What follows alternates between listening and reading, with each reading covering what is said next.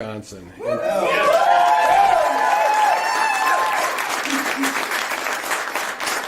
And today is a beautiful day for democracy. Wisconsin, of the 1,869 days I've been proud to serve as their governor, few have been as consequential as this one. This is an important day and historic day for our state and for every person who calls Wisconsin home. Today is a day that I believe will define our state's future. But before I get there, Wisconsinites, I want to begin with a little bit of history. In 2009, on the eve of the 2010 U.S. Census, Democrats had unified control of the executive branch and the majorities of both houses of the Wisconsin State Legislature. Heading into the 2010 elections, that Democrat trifecta was faced with a choice: secure fairness for posterity or wait and hold out for the possibility of retaining power for another decade. And we know how that story ended. In 2010, Republicans swept control of the executive branch in both houses of the legislature, giving Republicans control over the map drawing process that went on to define our state for a generation.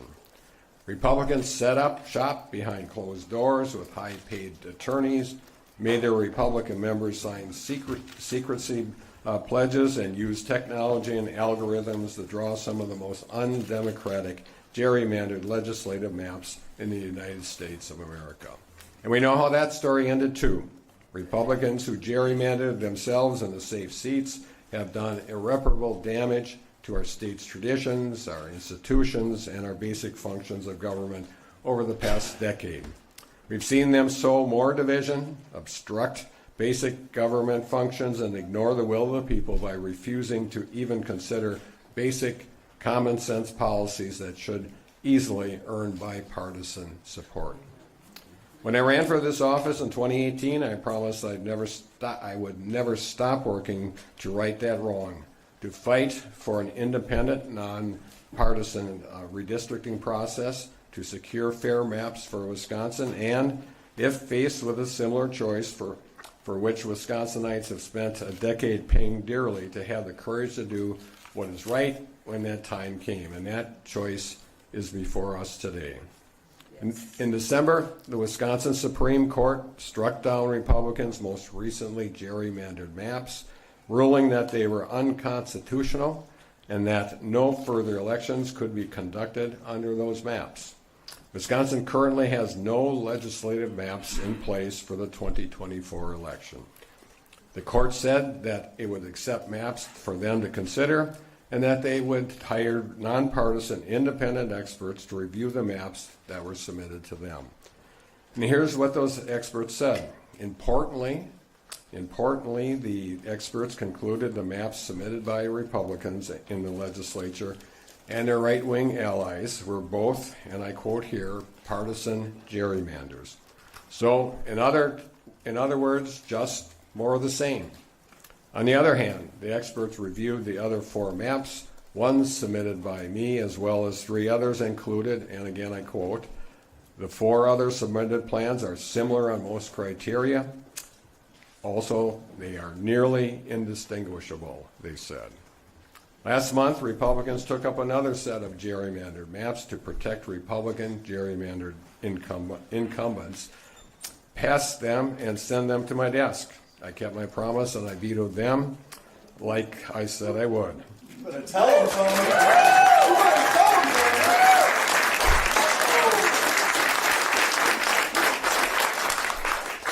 Then last week, Republicans passed the maps I submitted to the Wisconsin Supreme Court. And those are the exact maps before me today. They're my maps, nothing more and nothing less. To me, the decision to enact these maps boils down to this. I made a promise to the people of Wisconsin that I would always try to do the right thing. And keeping that promise, to me, matters most, even if members of my own party disagree with me. Folks, that's what having fair maps means. It means elected officials actually have to listen and do what's best, not for their own political party, but for the people who elect them. People, state, and country should come before politics and party, or at least they always have and always will be for me.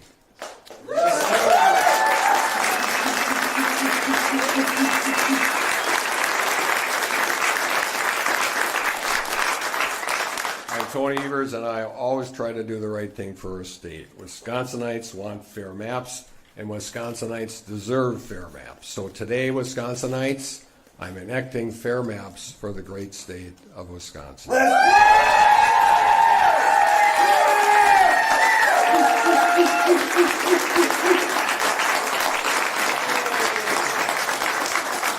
This will be the first time in over 50 years that Wisconsin will have fair legislative maps enacted through the legislative process rather than through the courts.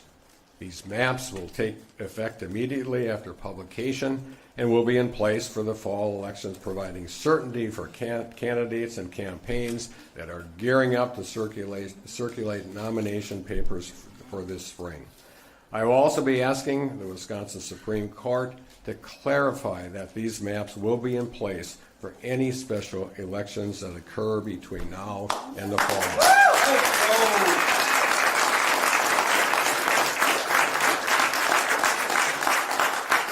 My maps that I'm signing today are fair, responsive, and reflect the will of the people. And this is so important. Wisconsin, so I want to make sure I explain what this means. First, these maps are fair. We're aiming to make sure every party has a fair shake at winning the legislature. Under these maps, it's more likely that each party will win a majority of legislative seats when they earn the majority of their votes. Common sense. Second, these maps are responsive. Under these maps, we'll see more competitive, contested races by making it more likely the legislative districts will flip from one party's control to another when voters' preferences change. Every vote matters, and that's also good for a democracy. And finally, these maps reflect the will of the people. Let's ride. Under these maps, the people will be able to elect Republican majorities or Democrat majorities, or even split legislature if they want. But the most important part is Wisconsinites decide that's how elections should work. Wisconsin, when I promised I wanted fair maps, not maps that are better for one party or the other, including my own, I damn well meant it. Wisconsin is not a red state. It is not a blue state. Wisconsin is a purple state, and I believe our map should reflect that basic fact. I believe, as I've also often said, that the people should get to choose their elected officials, not the other way around. And under the maps I'm signing today, I'm making good on that promise. This is a great day for Wisconsin, and there's much to celebrate. And we're not going to stop here. I and we are going to continue to fight for fair, independent, and nonpartisan redistricting process for Wisconsin. If the people of Wisconsin vote to send Democratic majorities to Madison this November, I'll tell you right now, one of the first orders of business in our first 100 days together will be enacting a fair, independent, and nonpartisan redistricting system.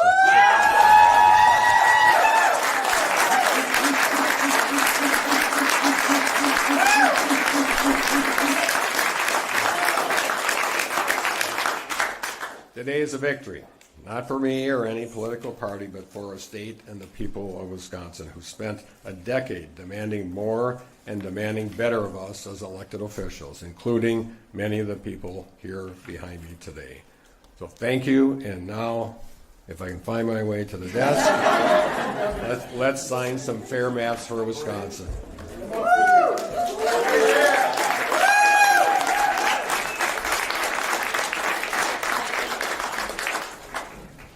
Anybody was wondering, my voice is struggling today. Governor, you sounded so sharp just now. So sharp. All right. Let's make sure this pen is operating.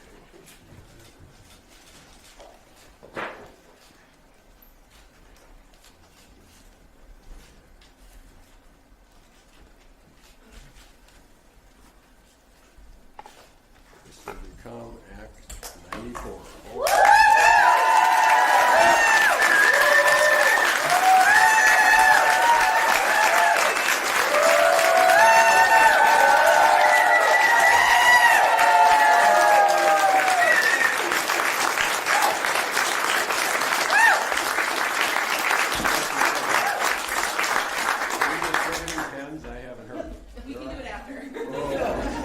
We're gonna do that after questions. Thank you, Governor. Thank you all for being here. Thank you. Okay, I'd be glad to answer any questions people might have. Governor, do you fear a federal challenge these maps, and if so, will you defend the maps in court? I'm sorry, can you say that Do again? you fear a challenge in federal court for these maps, and so will you defend them in court? No, I'm not concerned about any challenge. I believe we will prevail in any challenge. I'm thinking that that's a small risk, but if it is, we'll take it on and win. Governor, what do you make of the Democrats, a majority of Democrats who voted against your map some board here last week? Yeah, that's the great thing about democracy, folks. Sometimes, people have different opinions on various things, and I just accept that. My goal is to make sure that the will of the people is the law of the land. Governor, what's your response to Democrats who said this process should have stayed in the courts? Well, the way it works primarily is to go through the legislative process, which we did here today, and I think it's a successful process. Governor, did you consider vetoing these maps? No, but I did spend a lot of time talking to the folks that had differences of opinion and listened to them, and they made good arguments, but I felt at the end of the day this is the right thing to do for the people of Wisconsin. Do you want the state Supreme Court to revisit the congressional maps? Yes, that would be preferable. Amen. Why are you going to ask the court to make sure the maps are in effect for a special or other election soon? Yeah, we have to get that figured out. It's not clear right now, and there definitely will be an election sometime soon, I hope. So we have a vacancy now, and we have to have it filled, and that vacancy may cause another vacancy, and so we have to get that figured out, and the Supreme Court should be able to help us with that. Will you wait for an order from the court for ordering a special election for Lee Taylor's seat then? Good question. I hope that they respond quickly so that we can get that election taken care of as quickly as possible. Two more questions. People of Wisconsin, or people that Senate district deserve to have an elected representative. Would you also like these in effect for a potential recall effort against Speaker Voss? To me, it doesn't matter. I think the same maps, the maps that exist now under this signing of the bill, should be reflected in the whether it's a recall election or a special election. Last question. Governor, what would tighter majorities mean for governing next session? Great question. I think having the ability to find a middle ground on a lot of things, I think is really important. There are some things that I care about, and this is a bit of a stretch, but I care about Medicaid expansion. I have to believe there is at least one Republican in the House or the Senate that agrees with us on that, and hope then maybe we could find a solution there. So I think having it, we're a purple state. We have to operate as if we operate here as what happens outstate. And I said it in my comments, is that is critically important, that the work here is reflective of the people that vote and live in the state of Wisconsin. It's pretty simple. It's democracy. Thanks, everyone. Thanks, everybody.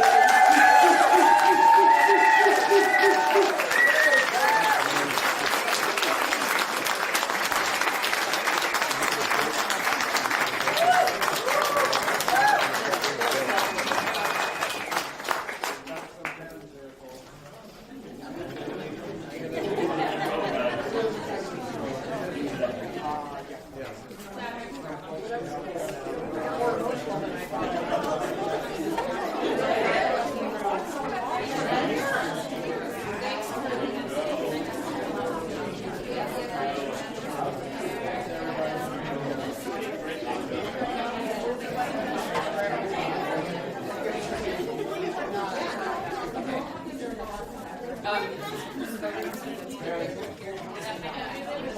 just-